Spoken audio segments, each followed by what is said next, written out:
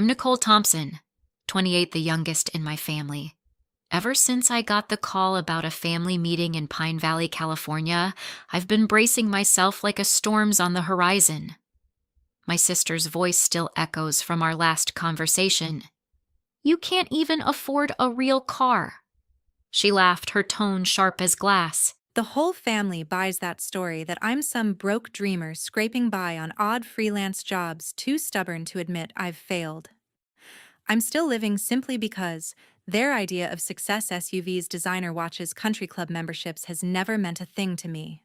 But their smug pity, especially my sister's, cuts deeper than I'd like to admit. It's not just the words, it's years of being written off as the screw-up who'd never amount to anything. Now they've called this meeting because Mom's hip is busted, Dad's memory is slipping, and I know they expect me to toss in pennies while they play the big shots. I'm on a commercial flight clutching my worn backpack, fully aware that when I walk into that room, it'll be all side-eye glances and fake concern. Inside, I'm torn. Part of me wants to keep my secret and avoid the drama. The other part, it's ready to turn the table so fast they won't see it coming. And yes, I've prepared something that will silence the entire dinner table. Before I dive into what happened next, I want to know what time is it where you are and which city are you reading from? Stay with me. You're not going to believe what's coming. Being the youngest in our family in Pine Valley, California, meant I was always the oddball in a town obsessed with vineyards, wine tastings, and the kind of success that shows up in a shiny new pickup or a gated estate. My older brother Brandon, now 38, was the poster child for that life. He was the high school baseball star who could have gone pro, but instead went to UCLA, married into a family that owns half the valley's wineries, and now lives in a mansion with a view of the rolling hills. He's the guy who closes real estate deals over golf at the country club, always bragging about his latest $1 million commission, like it's nothing. My sister Kimberly, 32, was the middle kid, the one who ran the show as student council president, organized local wine festival fundraisers, and turned that charm into a marketing director gig at a big LA firm. She's got the Instagram perfect life, designer dresses, charity galas at Napa resorts, and a condo with floor-to-ceiling windows. Mom and Dad tried to treat us equal, but it was obvious they saw Brandon and Kimberly as the ones who made it. The kids who followed the script of good degrees, marriage, and a mortgage on a house with a vineyard view.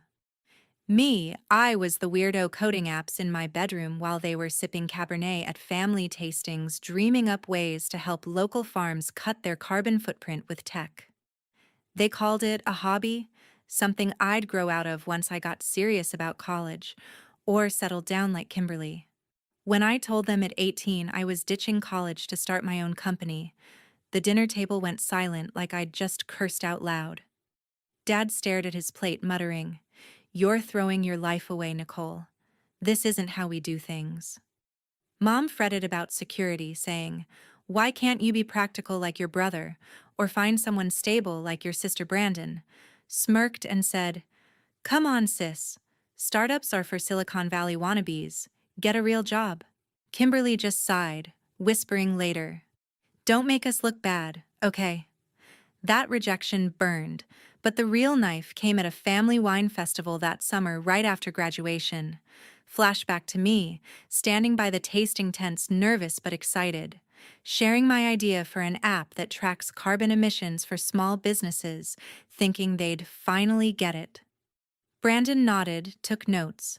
And a few months later, I found out through a winery contact he'd pitched my concept at his firm's board meeting, claiming it was his own, and landed a fat promotion with a bonus check for innovation. It felt like a punch to the gut. My own brother stealing from me, and I stayed quiet, thinking family meant swallowing the hurt. Then Kimberly made it worse, spreading rumors to her wine club friends and our cousins that I was unstable for skipping college. "Nicole's just chasing dreams that'll crash," she'd say. It got me uninvited to family weddings, cut off from local business contacts who could have backed my early projects. One night after hearing her rumors at a diner, I called her up, voice shaking, and she brushed me off with, "Grow up, Nicole, nobody trusts a dropout." That betrayal, Brandon's theft, Kimberly's sabotage twisted my hurt into something tougher like a wall I built to keep them out. It wasn't just pain anymore. It was resilience laced with their jealousy I could feel under their jabs like they knew my ideas threatened their perfect lives. I left Pine Valley with $300 from waitressing at a local tap room dead set on proving them wrong. They bet I'd be back in months broke and begging for a job at Brandon's firm or a spot helping Kimberly's galas. When I didn't, they spun a story I was barely surviving in some sketchy LA apartment chasing dead-end dreams. Truth was, I hit rock bottom. My first startup tanked after a shady partner left me $10,000 in debt. Second one folded when investors bailed during a tech slump, leaving me couch surfing and eating dollar store noodles for weeks. Those failures echoed their doubts, stung hard, reigniting that old hurt but flipped it into grit.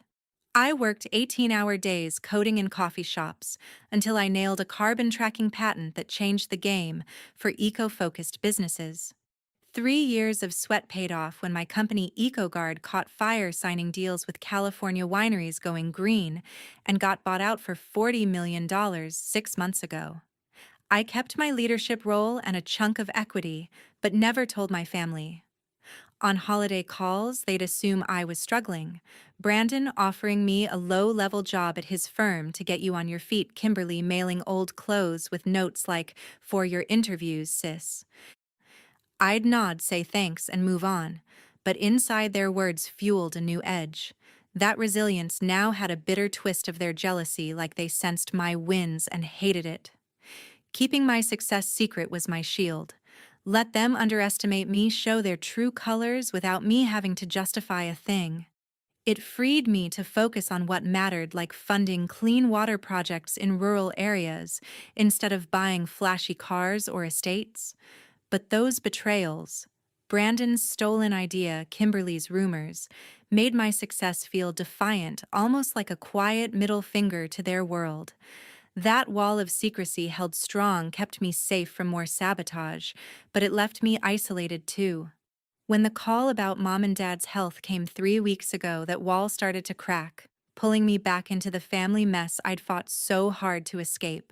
When the call came 3 weeks ago from Brandon about mom's broken hip and dad's dementia progressing faster than expected, I felt that familiar knot in my stomach tighten like a vine wrapping around a trellis. He laid it out in his usual bossy tone, saying we needed to discuss care options and how we'd split the costs, adding with that patronizing edge, "If you can make it back and contribute what you can, that'd be great." I didn't argue, just booked a commercial flight from LA to the small airport near Pine Valley, telling myself this was the time to face them without the mask. On the plane, I stared out the window, ignoring the in-flight wine list that reminded me of home's vineyard culture, and pulled on my faded jeans, a plain sweater with a tiny rip at the sleeve, and old sneakers that had seen better days. My assistant Brittany watched me pack the night before, shaking her head as I stuffed everything into a beat-up backpack instead of my usual suitcase. "You're sitting on $40 million and dressing like a college kid heading home for break," she said, handing me the itinerary. I shrugged, tucking my hair into a ponytail. "That's how they see me, and I'm not ready to change that yet." The flight gave me time to think about why I kept up the act. In business, being underestimated meant people let their guard down, handing me advantages and deals, but with family it meant no pressure to measure up to their standards. Deeper though it was, protection from the pain their betrayal caused, like when Brandon stole my idea, or Kimberly spread those rumors, turning family gatherings into minefields. As the plane landed, I gripped my backpack tighter, undecided if I'd reveal everything or keep playing the struggling youngest sister. The taxi ride through the valley's winding roads lined with grapevines brought back flashes of childhood, but I pushed them aside, focusing on the meeting ahead.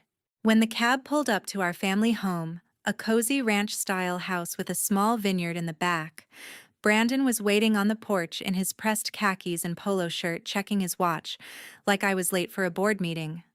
"Finally," he said, without a hug, eyeing my outfit and backpack with a smirk. "Flight delayed, or did you hitchhike from the airport?" I forced a smile, stepping inside. "Good to see you too." Brandon, the flight was fine. How are Mom and Dad? He took my bag, his face mixing pity and superiority as he noted its frayed straps. As good as can be, I've been here since yesterday setting things up. Kimberly arrives soon. You're in your old room. Nothing's changed. As I followed him in, he added casually, "If you need help with travel costs or anything while you're here, just say the word I know. Time off isn't easy financially for you." That first jab landed like expected, but I nodded thanks, keeping my cool. Dad was napping in his recliner, looking frailer, with more gray in his hair. Mom was in the kitchen, moving slow from her surgery, but her eyes lit up when she saw me. "Nicole, honey," she said, hugging me carefully. "You look tired. Are you eating okay on your budget? Call if you need grocery money." I helped her to a chair, assuring her I was fine, and asked about her physical therapy. Brandon hovered, interrupting with doctor terms he'd researched, pulling out a binder of care options with cost breakdowns and ratings. "We'll go through it all tomorrow," he said, closing it with emphasis on the prices, a reminder of what he thought I could afford. I nodded, knowing my bank account had enough to cover everything 10 times over, but tonight wasn't the time. Mom insisted on making dinner despite her mobility, so I offered to help. But Brandon had ordered in from a fancy winery cafe: roast chicken herb potatoes, fresh salads, and artisan bread that Mom fussed over. "This must cost a fortune," she said, arranging it on her good plates. "Brandon, you're so generous." He waved it off with false modesty. "No big deal. The firm had a good quarter, and family moments like this are worth it." The doorbell rang, and Kimberly swept in with her usual flair, carrying designer bags, her hair perfect in a blowout despite travel. She hugged Mom gently, then distributed gifts: a bottle of rare Cabernet for Dad, a cashmere scarf for Mom, a leather wallet for Brandon. When she got to me, her smile faltered. "And for you, Nicole? I figured you'd like this."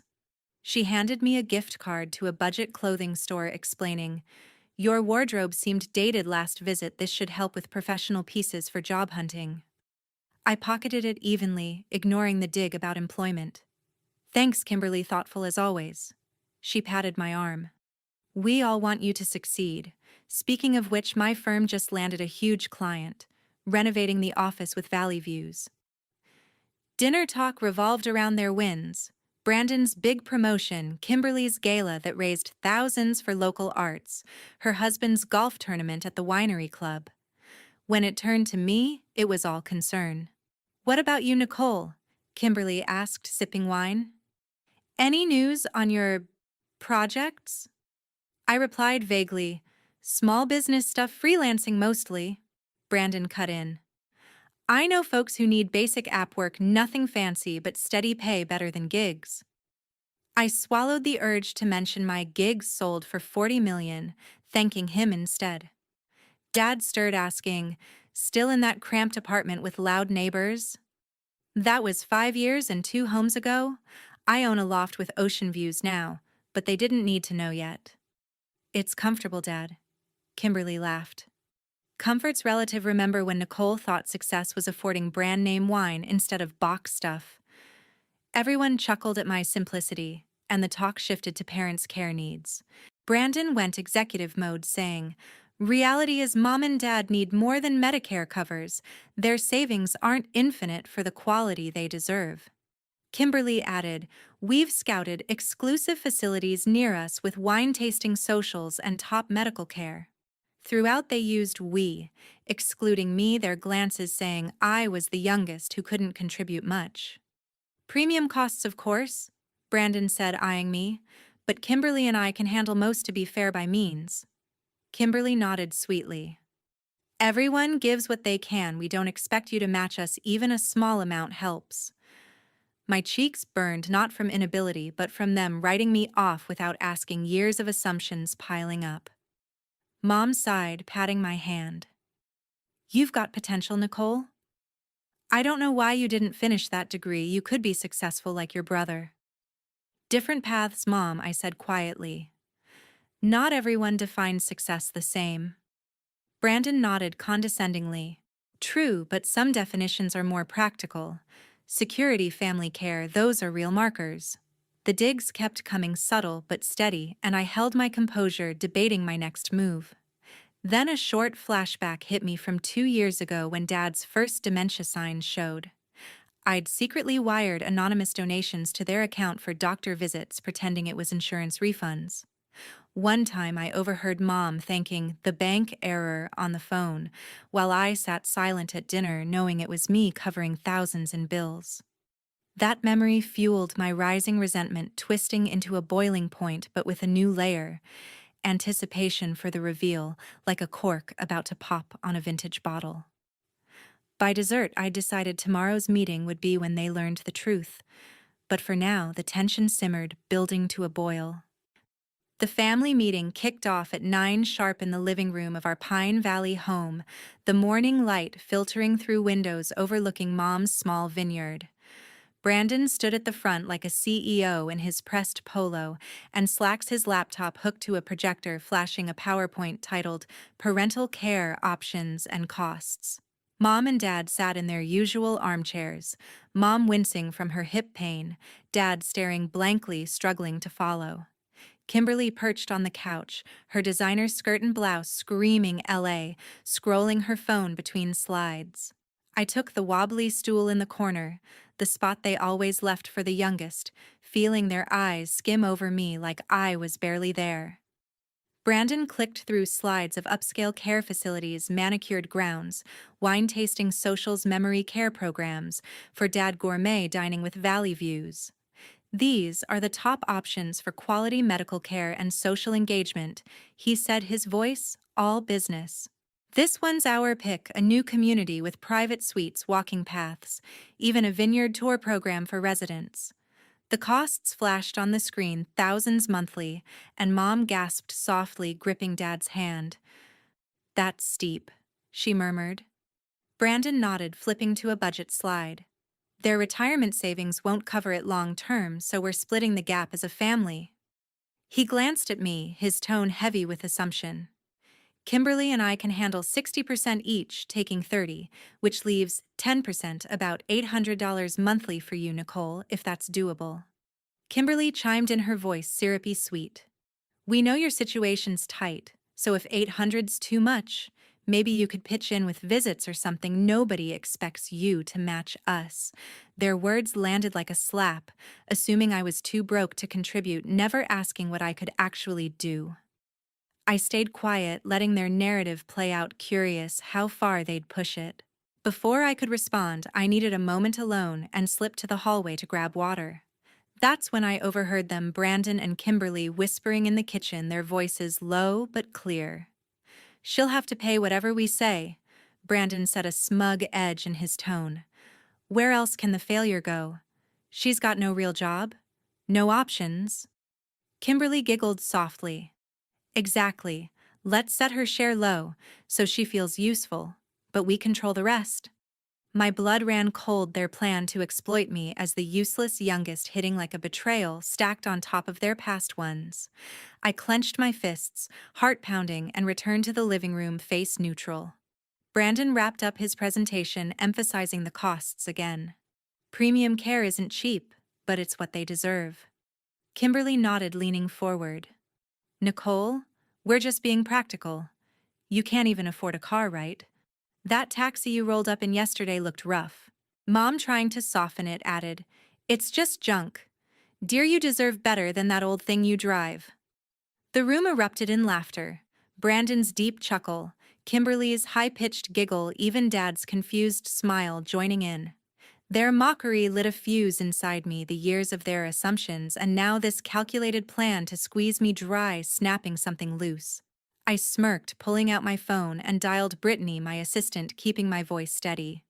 Hey, it's me. Come pick me up now. I paused, listening to her confirm. Yeah. 5 minutes is perfect, front yard's clear. I hung up, ignoring Brandon's annoyed huff.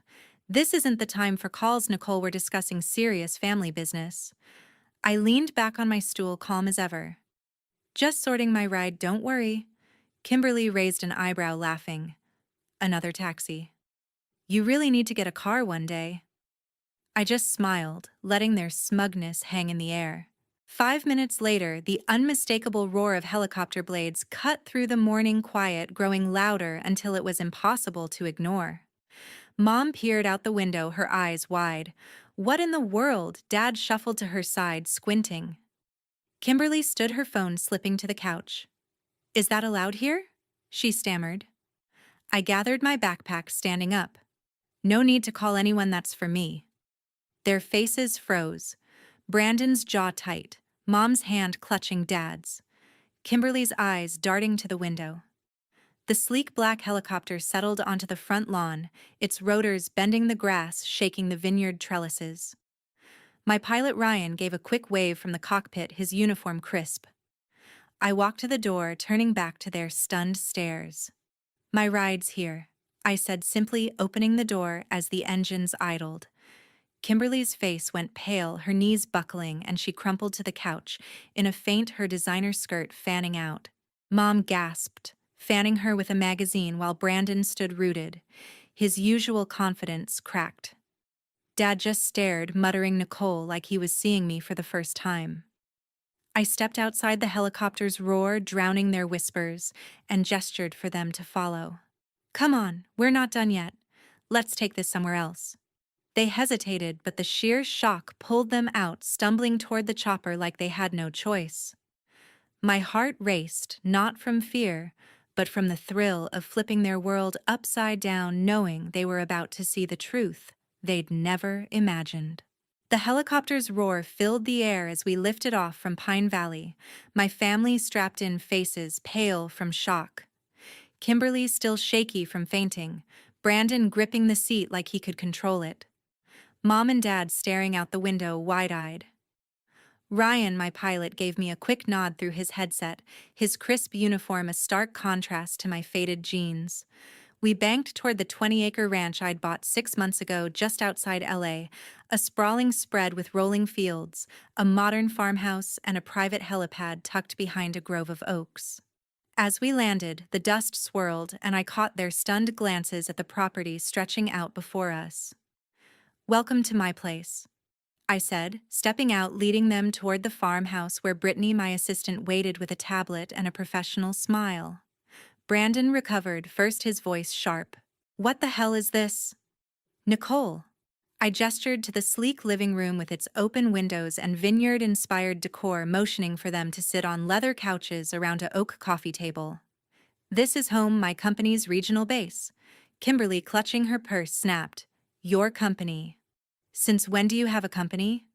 I sat down, calm as ever. EcoGuard, my environmental startup founded 8 years ago. We built a carbon tracking app for businesses, sold it for $40 million 6 months ago. I kept my role and equity. The silence was deafening, Mom's jaw dropped. Dad blinked slowly. Brandon's face went red. 40 million, Dad muttered like he was testing the words. My Nicole. I nodded, turning to Brittany, who handed me a folder. That's not all. I set up the Westbrook Foundation. It runs a care community for memory patients like Dad. Mom and Dad's spots are already secured, fully funded. Kimberly's eyes narrowed. You're saying you've been sitting on millions and never told us why? I leaned forward, voice steady. Because you never asked. You assumed I was a failure. Brandon, with his get a real job, jabs you with your rumors about me being unstable. Every holiday call, every visit, you wrote me off as the broke youngest who'd never make it. Brandon scoffed. You let us think you were struggling. Don't pin this on us. I opened the folder, sliding out documents. There's more. Brandon, your big promotion. The one you got pitching my app idea as your own. It's crumbling your firm's in debt because you've been living beyond your means, maxing credit to keep up that winery mansion lifestyle. His face froze, eyes darting to Kimberly, who gasped. How do you know that? He stammered. I have contacts, I said simply. And one last thing, I've been paying Mom and Dad's medical bills for 2 years, anonymous donations through their account. Every insurance refund you thanked was me thousands to keep them stable. Mom's hand flew to her mouth. That was you, she whispered. Dad looked at me clearer than I'd seen him in months. You did that for us. I nodded, feeling the weight of their stares. I cared even when you didn't see me. Kimberly's face twisted, torn between shock and something darker. So what, you're flaunting this to make us look bad? Showing off your money to rub it in? Her voice cracked, revealing a raw edge. My life's not perfect either. My marriage is a mess. The galas feel empty, but I don't hide behind some secret empire to prove a point. Brandon jumped in, his tone defensive. You could have told us, Nicole. Instead, you play this game letting us look like fools. My firm's fine, and that idea wasn't just yours, I built on it. I shook my head. You stole it, Brandon. And Kimberly, you spread lies that cost me contacts, family, years of trust. I hid because every time I tried to share, you shut me down, called my work a hobby, my dreams flaky. Mom tried to intervene. Nicole, we didn't mean to hurt you. I cut her off gently. You didn't ask either, Mom. You all decided I was the failure and ran with it. The air grew thick, accusations flying. Kimberly's voice rose. You're just selfish, keeping this from us to play the hero now. Brandon added, you think you're better than us because you got lucky with some app. Their words stung, but the Genti in their eyes, jealousy of my quiet success, burned brighter, a twist on the resentment I'd felt for years. They weren't sorry, just mad they'd been wrong. Tyler, my chef, brought in lunch.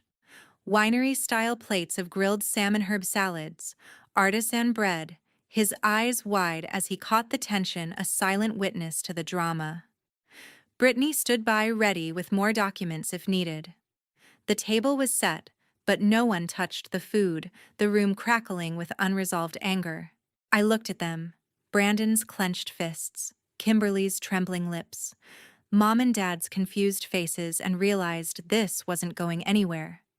Their accusations weren't about understanding me. They were about protecting their own egos. The fight peaked, voices overlapping, no resolution in sight, and I knew what I had to do next. The air in the ranch's living room hung heavy, the untouched lunch, grilled salmon herb salads, artisan bread sitting cold on the oak table as accusations bounced between us. Brandon's fists stayed clenched, his voice sharp. You're twisting this, Nicole, making us the bad guys to feel better about your sneaky millions. Kimberly's lips trembled, her eyes flashing with that same tie I'd seen before. You hid all this to play the victim, didn't you? Acting broke while we worried? Mom tried again, softer. We didn't know, honey, we thought you needed help. Dad just watched, his clarity fading, muttering, Nicole's done good. I looked at them. Their words a mix of denial and anger. No trace of real regret. Brandon doubled down, his tone manipulative. My firm's not in trouble, you're throwing dirt to look superior. And that app idea I made, it worked, not you. Kimberly jumped in, voice shrill. My marriage isn't perfect, sure, but I don't need your pity or your secret charity to feel okay. Their defensiveness wasn't new. It was the same old pattern, protecting their egos instead of facing the truth.